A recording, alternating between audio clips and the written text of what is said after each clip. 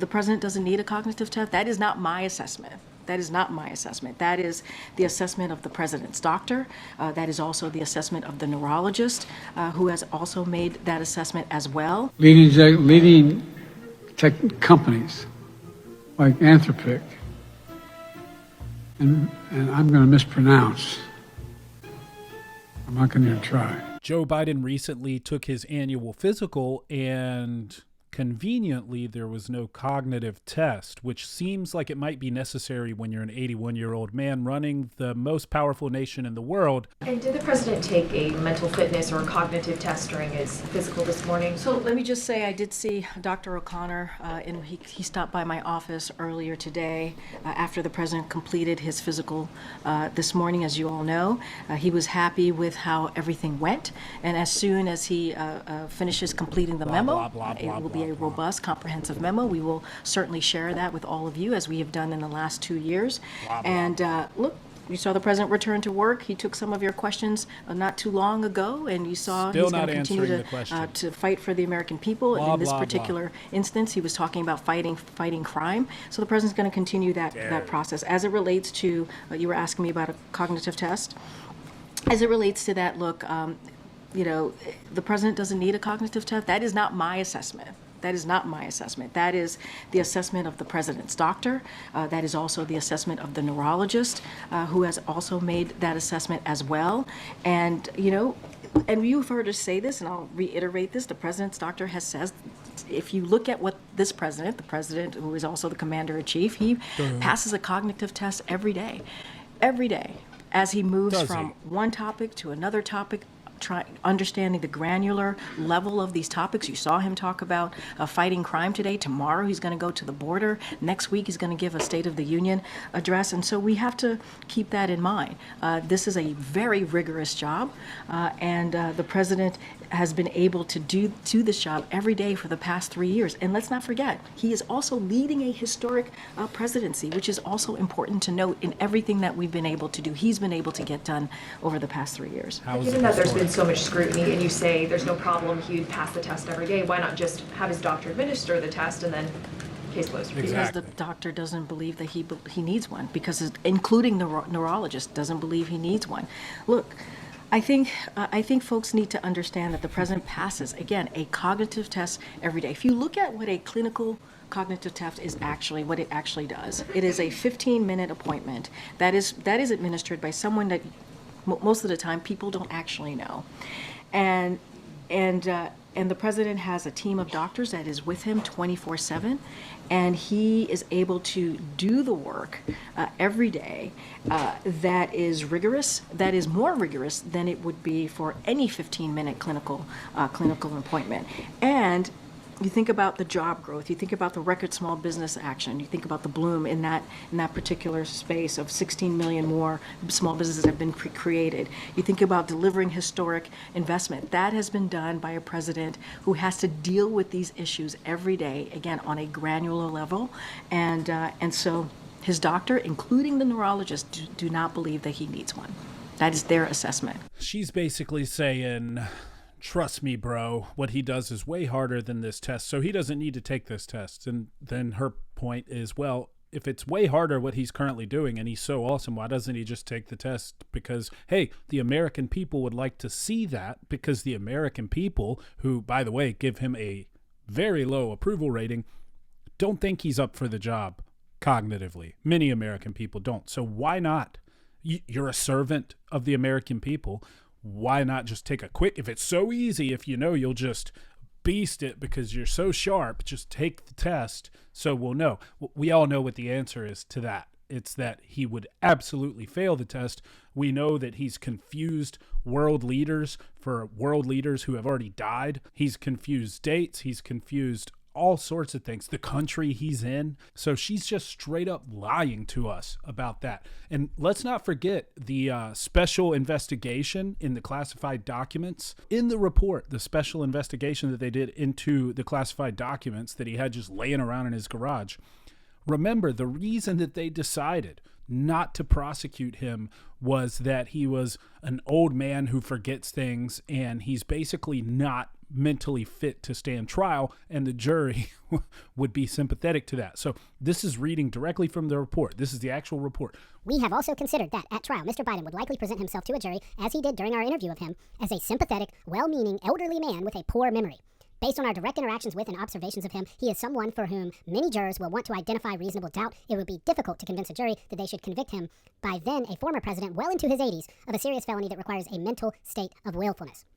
So they're basically saying he's so mentally compromised, he's so demented, he's so incapable that they don't even want to pursue this, because a jury would just be like, man, that's a doddering old fool. He has no idea what he's talking about. He can't remember dates. We feel bad for him.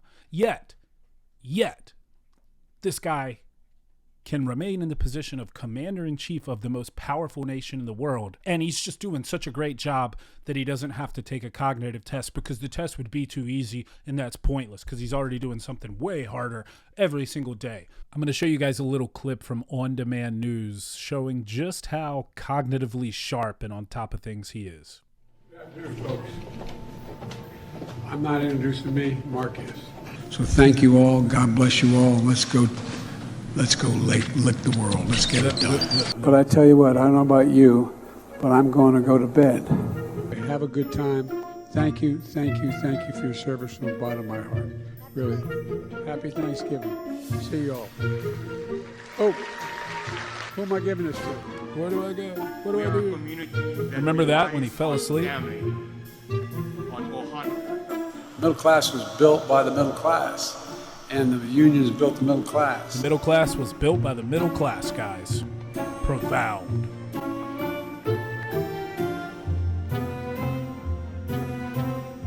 And two of the great artists of our time representing the groundbreaking legacy of hip-hop in America, LL Cool J. You could say even this harder than getting a ticket to the Renaissance tour or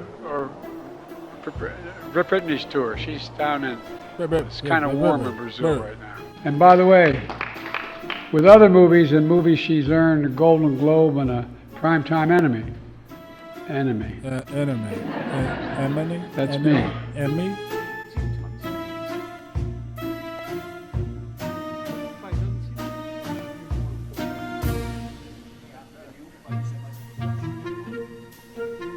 Now that we are back together here in Cambodia, I look forward to building even stronger progress than we've already made. And I want to thank the Prime Minister for Colombia's leadership and the ASEAN chair. And to say to President Biden, can you hear me, President Biden? This is a historical moment for Brazil. Look. And for the U.S. Dude's talking to him. President Biden, can you hear me? You can? Yes, good. Come on, man. Well, we're going to win, and we're going to help. We have plans to build a railroad from the Pacific all the way across the Indian Ocean. Talked about making sure that the third world, the Southern Hemisphere had access to change it, had access. It wasn't confrontational at all. Thank you, everybody. This ends the press conference. Thanks, everyone. Thank you. It cut him off. Thank you.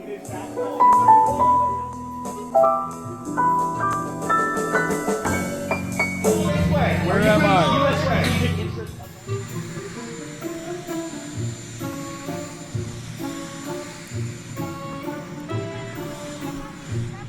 Happy birthday to you.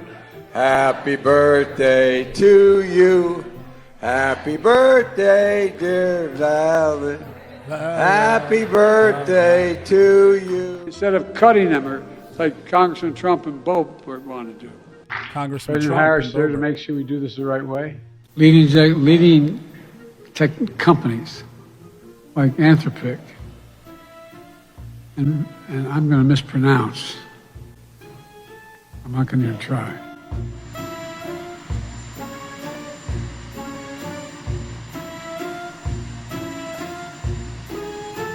More than half the women in my cabinet, more than half the people in my cabinet, more than half of the women in my administration are women. 68 times, 68 hours, 68 times, more than 68 hours.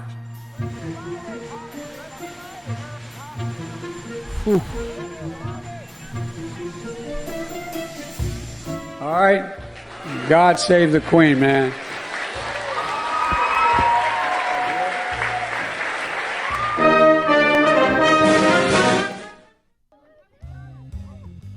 All right. Doesn't need a cognitive test. Completely sharp, all there. Very, very, very smart and on it and just crushing it every day. The job that he does is hard enough. We don't need to test his capacity, even though he can't string together enough words to make a sentence. Half the time he can't remember people's names. He talks about people as being alive who are already dead. This is clearly an old man struggling mentally. It looks like dementia. Everybody knows it, but so many people are afraid to say it. And the fact that Joe Biden will still just parade him out, that like, it's elderly abuse. It is elderly abuse. He should take a cognitive test. Here's why they don't want him to take a cognitive test, because they ask questions like, what year is it? And when you have this type of dementia, when you're struggling like this, he'd probably say the wrong year. And that would be that. That would be a wrap. All right, let me know what you guys think. That clip just summarizes all of it.